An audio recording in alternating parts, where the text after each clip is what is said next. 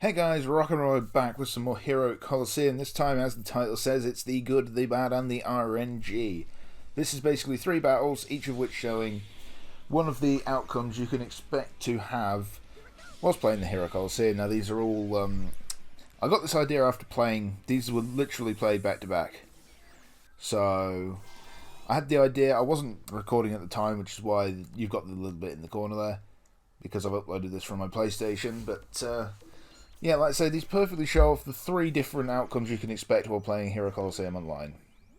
So I'm going to be using my favourite at the minute deck. I really like it.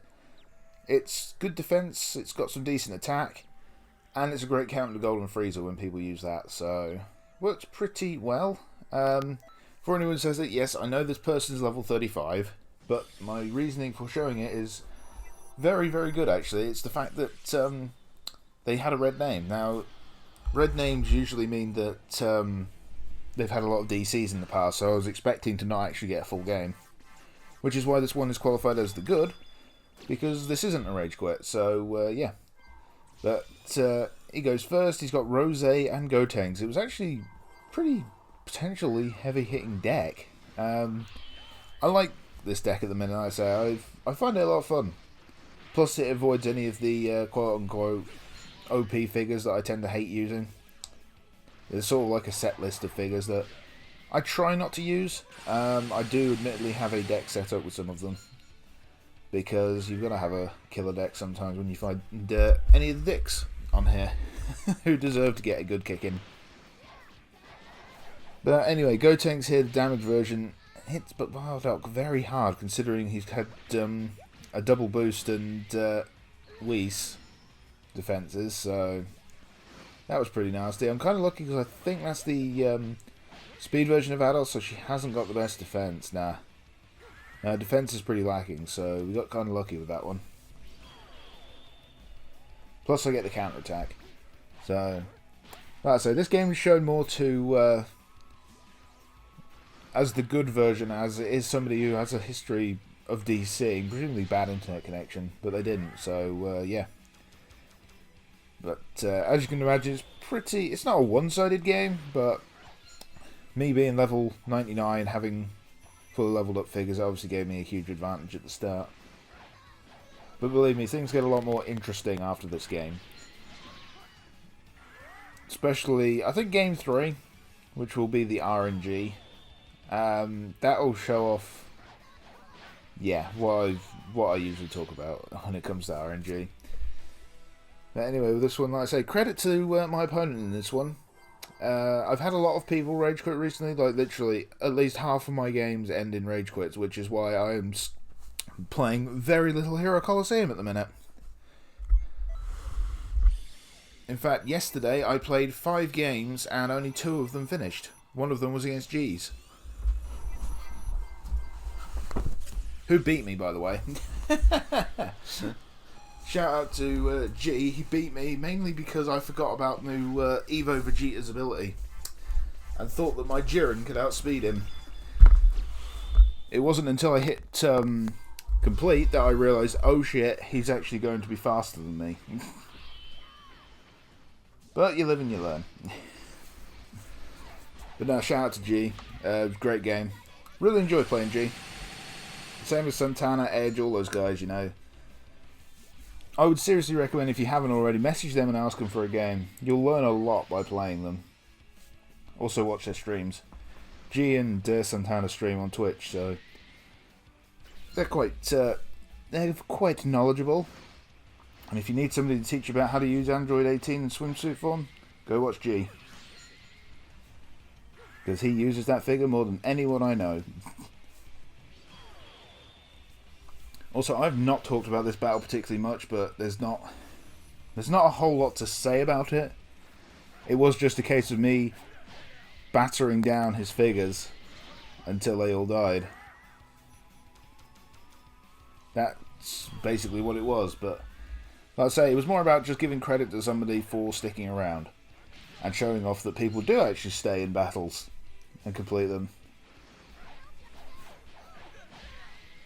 Thing is, like I say, I don't play ranked because there's no point. I played 4 ranked games yesterday, 4 ranked games in the casual against G.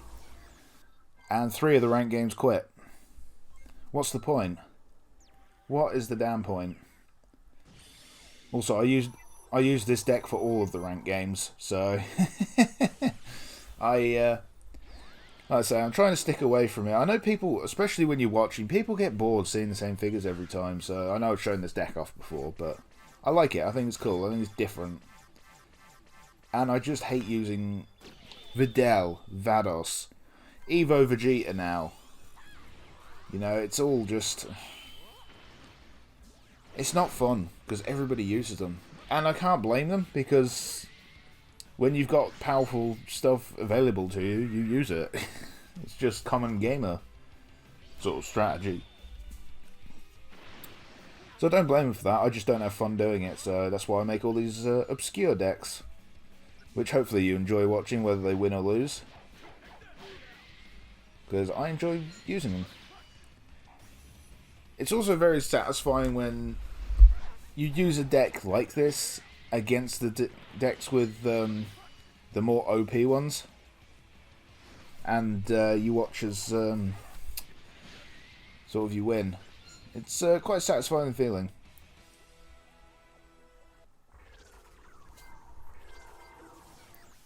I was actually expecting, because like I say, this person has a red name, I was expecting them to quit right here. But to their credit, they didn't. So, yeah, shout out to, I can't remember your name, so I'll say it at the end of the battle. But no, it was refreshing to have a low level especially sticky around. Then again, it's usually the 99s that are quitting. I guess they don't like the fact that they've got to 99 and they've been beaten when they're using Piccolo and Vados and Videl against somebody who's using not exactly meta figures, but all mine are good, really, when you look at them. But anyway, that was the good. Now, I suppose, we shall go on to the bad of the Hero Colosseum. And here we are, game number 2. Against Akio Corsair, sorry. Level 99, so should be a good close game. Using again the same deck. With my opponent pulling out the Vados. Not anything else tremendously OP there, really. Pretty solid stuff. Jiren's mid-tier. Same as Future Trunks and the UI Goku. Kid Boo's good, but... kind of underrated. Anyway, I knew I'd go second because his stuff was going to be a bit quicker than mine, so I stuck Jiren down to get some early buffs into him. Bardock is going to die. That's quite obvious, unfortunately. And I only just go second, actually. I didn't realise how close it was, but he actually wanted to go first. I knew Bardock would die. But I was trying to hope I could guarantee a kill on Vados. Because Vados is much more valuable than one of my Bardocks. Also, my Bardocks are built differently. One of them is all dupes into health, and the other is all dupes into attack. It's usually pretty deliberate. I usually put the health one where I think I will get the heaviest hitter. Because there's a good chance he can live. Whereas the attack one just goes if I don't think he'll die. Admittedly, this turn I thought he would double up down the middle. Being a level 99, they don't tend to exclusively use trigger squares. I was expecting either one across the board or two in the middle, so that's why I kind of stuck Bardock out there to get some damage on the opponent's master. Unfortunately, Vados is too tanky, so we barely scratch her. But Bardock survived with 142 health, so we got a little bit lucky there. But he did get the counterattack on Kid Buu, so...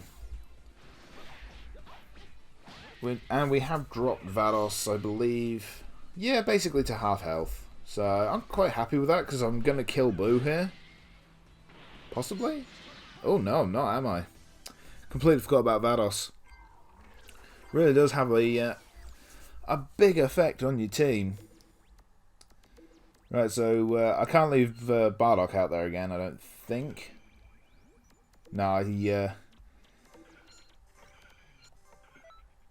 yeah, I swap it around like that.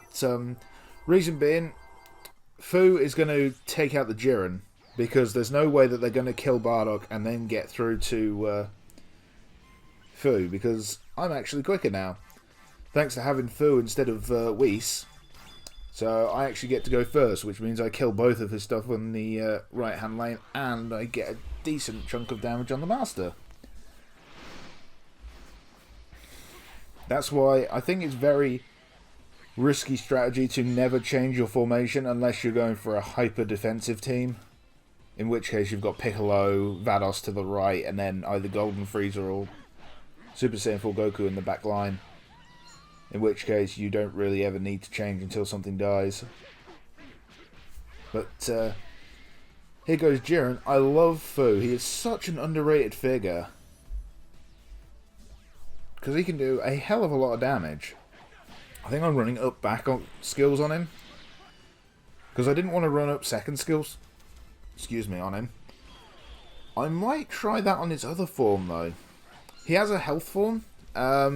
It's not great, but I feel like if you put up second skills on it, it could be interesting.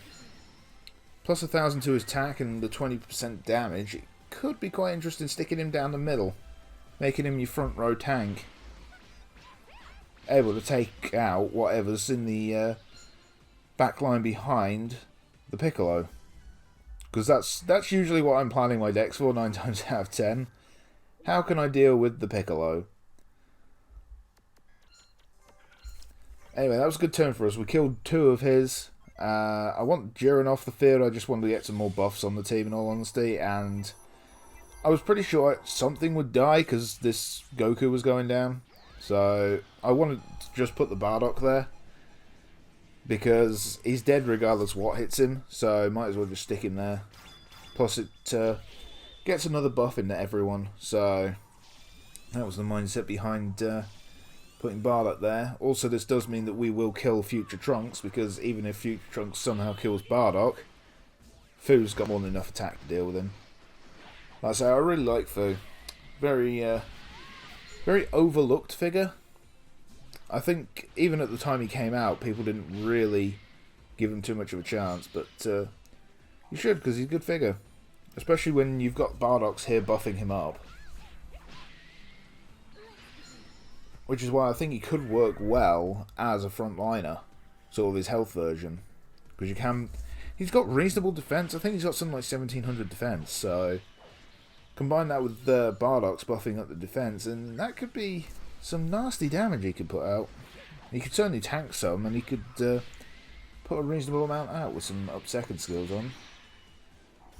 Yep, there goes Trunks. And we're going to do a nice bit of damage to the Master, although Trunks is 30% and Vados is 30% to our damage. Oh no, Vados taking 30% off our attack and Trunks 30% less damage to Master really crippled that a bit, but I throw Jiren down on the board because this means we will go first. And do I set up like this? Oh, okay, I'll go with that. Okay. I wasn't sure how I was going to go with. I think my thought process behind this was he's going to leave Goku down the middle again, and to win I just need to kill him. Also, I got the Spirit Bomb, but I knew it was over, so I didn't actually take it. I didn't think I deserved it, so I didn't go for it. And just as I was about to start praising my opponent, this happens. So there's the bad of the Hero Colosseum, the Rage Quit. So yeah, we've had the good, we've had the bad, which is the Rage Quit obviously. So that only leaves the RNG. And here we are with game number 3 against Marcos the Fury / Monstro. Level 99 again. Pulling out the same deck. Should be a bit of a challenge. I was hoping that I would actually get to finish a game this time. He has a heavy speed team with some nasty damage dealers as well. So we'll run the Future Trunks, Android 18 to keep us locked in place. Jiren, he had 2 really heavy hitters, or 3 even if you count Blue Gogeta. I just go for my trademark strategy just because this gives me quite a lot of wiggle room to see what my opponent's kind of going to do in the first turn at least. Because you got Weestead making sure you take 30% less damage. You've got Bardox there, improving everyone's defense and speed and attack, not speed. And it just works well. I'm trying to think anything else that could really pull this off as well as this can. I suppose you could try running a Vegito in there. Wouldn't be as effective as Whis, but would do more damage. Gogeta, you could actually do that with Gogeta. That could be quite nasty. I might try that. I knew I wasn't going to go first, but I went for the 300 anyway. Bardock is dead here. There's no other way to look at that. Bardock is dead. I'd get him hit on his master. I was kind of hoping to kill the Android 18 as well, so Bardock, like I say, is dead.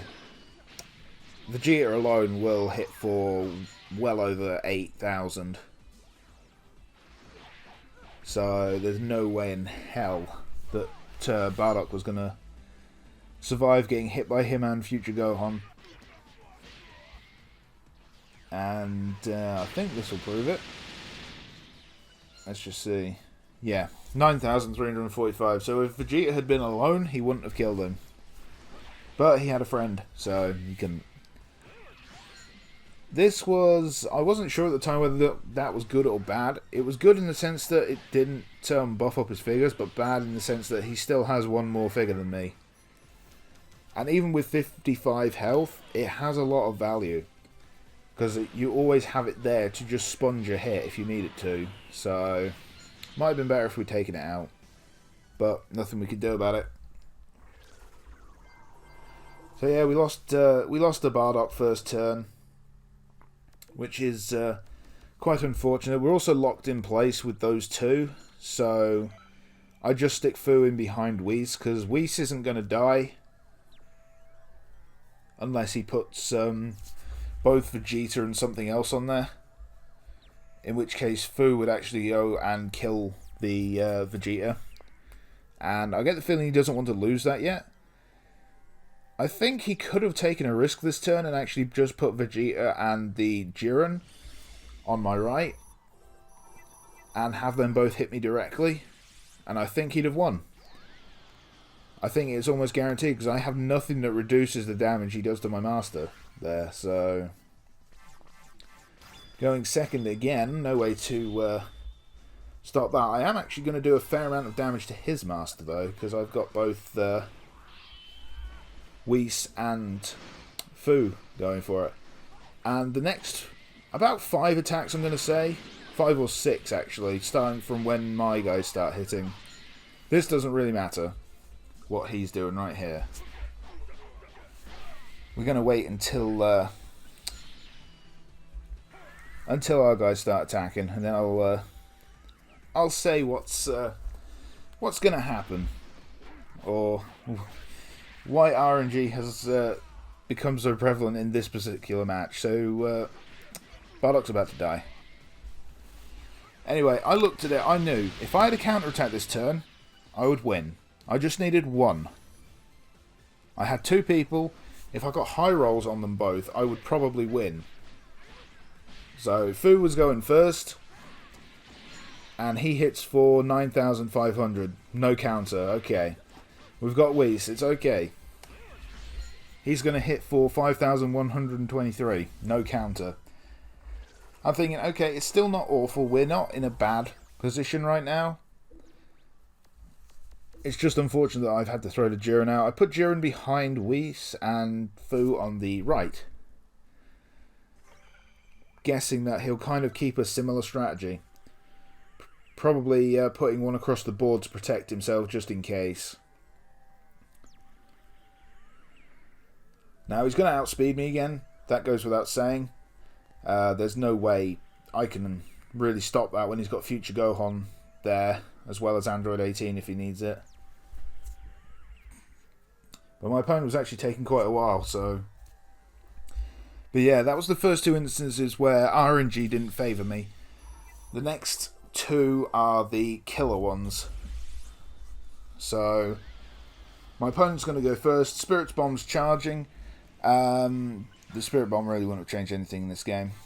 I do try to go first, just to, if RNG did smile on me for once.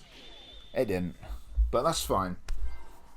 Gohan is going to attack my Fu. He doesn't have a lot of attack yet, so Fu should live with the Whis buff. So Gohan here hits me, does around, I think, 4,000 damage? 4,100. That's fine. Oh no, he's got a counter attack. 3 attacks in a row where RNG's gone in his favour. It's okay. It's not over yet. As long as Whis survives, there's a chance. Because if I get a counter attack on his Gogeta, we might win. Okay, he lived. No, he didn't. 4 attacks in a row went against me in terms of RNG. And at that point, I know it's over, but I want to kill the Gogeta this turn at least. I want to get something for the pain that the game has caused me through RNG. So, Jiren is hitting here. He's got some buffs, so I was confident that he had a good chance. And no damage roll, no RNG. That, ladies and gentlemen, just proves how BS RNG is. I lost this game because of RNG. Not because I got outplayed. I lost because I didn't get a counterattack when I needed 1 out of 2, and he got counterattacks twice when he needed both. If one of those counterattacks, one of those RNG elements had gone in my way, I'd have won. I'm almost certain that I'd have won had those RNG elements gone my way. Well, the first 2 were guaranteed. If Fu hadn't died, I'm pretty sure I could have as well, because I'd have been able to outspeed past that. And if Gogeta hadn't, Whis would have been alive. We could have got a counter-attack on Gogeta. We didn't, but we could have done. That's the thing. And yeah, that was really annoying. But like I said, this was to show the good, the bad, and the RNG. Hope you enjoyed it. If you have, please hit that like button and subscribe for more Hero Colosseum videos. And don't forget to hit the bell icon, because you'll get notification when I upload, when I leave new comments. I might even put polls up in the future, so check that out. I've also got social media. I've got Twitter, I've got a Facebook page. I don't really maintain the Facebook page that well, or the Twitter page in all honesty, but I don't have a huge amount of people following them yet. As they grow, I'll probably put more effort into taking care of them, but for now, not much happens on them. So, but please check them out, join them, and I'll look after them a bit better. But thank you all once again for watching, and I will see you all next time.